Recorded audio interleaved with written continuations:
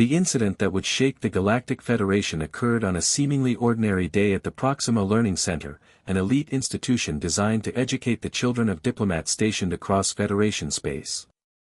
Instructor Zildar, a Velkaran renowned for his rigid teaching methods, stood before his mixed-species classroom.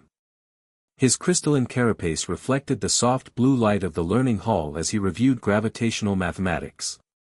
Among the students sat 8-year-old Emma Rodriguez, daughter of Earth's agricultural attaché to the Federation.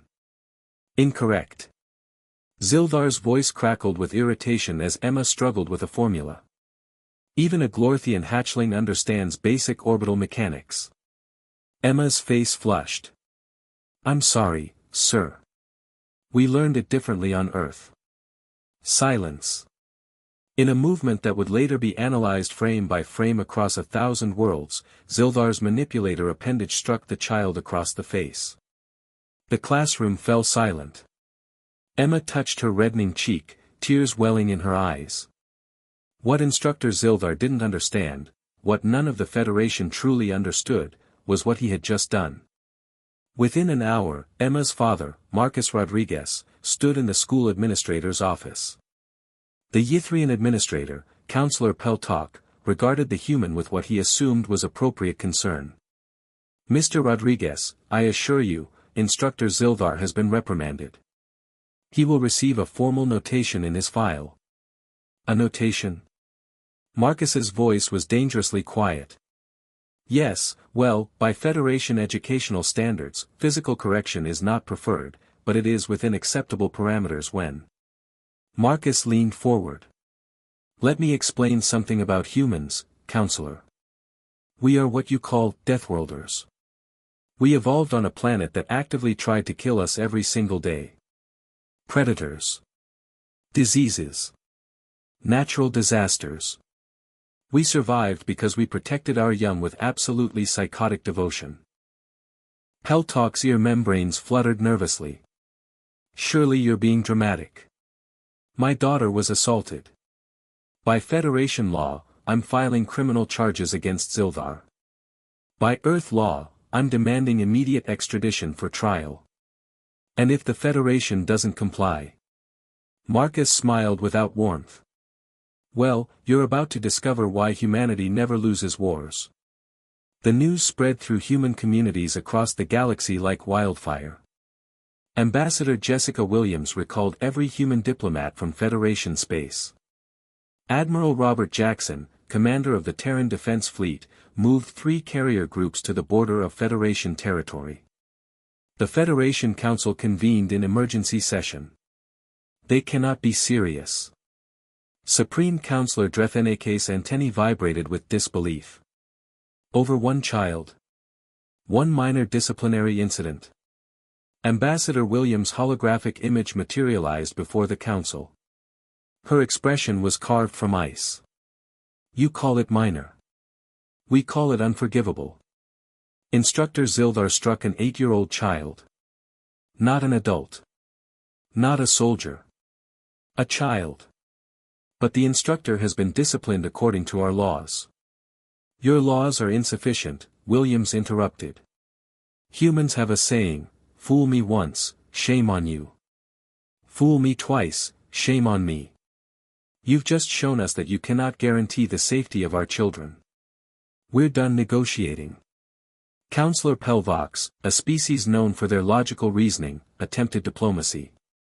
Ambassador, please. Be reasonable. We have thousands of years of precedent.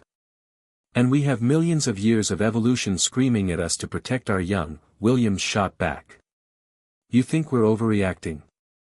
Let me tell you about humanity. We launched ourselves into space on controlled explosions. We turned our deadliest weapons into power sources. We domesticated wolves into pets and apex predators into companions. We've fought wars that killed millions over concepts like freedom and dignity. She paused, letting her words sink in.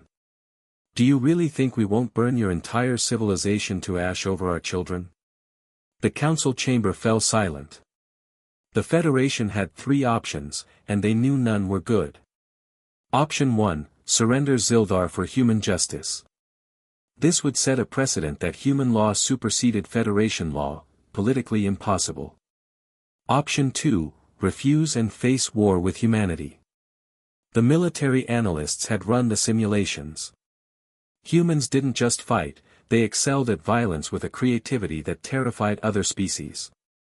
They'd been fighting each other for thousands of years before joining the stars. Option 3, find a compromise. Within 48 hours, the Federation Charter was amended. New protections for children of all species. Mandatory training on Deathworlder psychology for all educators. Zildar was stripped of his credentials and exiled to a penal colony. But humanity wasn't finished. Admiral Jackson's message to the Federation was simple: we're establishing the Terran Child Protection Agency. Any Federation facility that educates, houses, or interacts with human children will now have human oversight.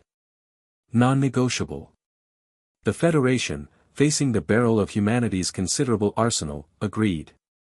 Years later, at the same Proxima Learning Center, a young Velkaran student asked his history teacher about the incident.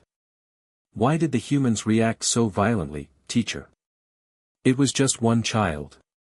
The elderly Ythrian instructor, who had lived through those terrifying days, fixed the student with a serious gaze. "Because, young one, humans are Deathworlders. They survived their world by becoming the most dangerous thing on it. But more than that, they survived by protecting their young with absolute, uncompromising ferocity. And that makes them monsters." "No," the teacher said softly. "That makes them humans. And it's why, to this day, harming a human child is considered the single most dangerous act any being in the galaxy can commit." The teacher glanced at the memorial plaque outside the classroom, a reminder of Emma Rodriguez and the day the galaxy learned a fundamental truth: you can negotiate with humans on almost anything. But never, ever, touch their children.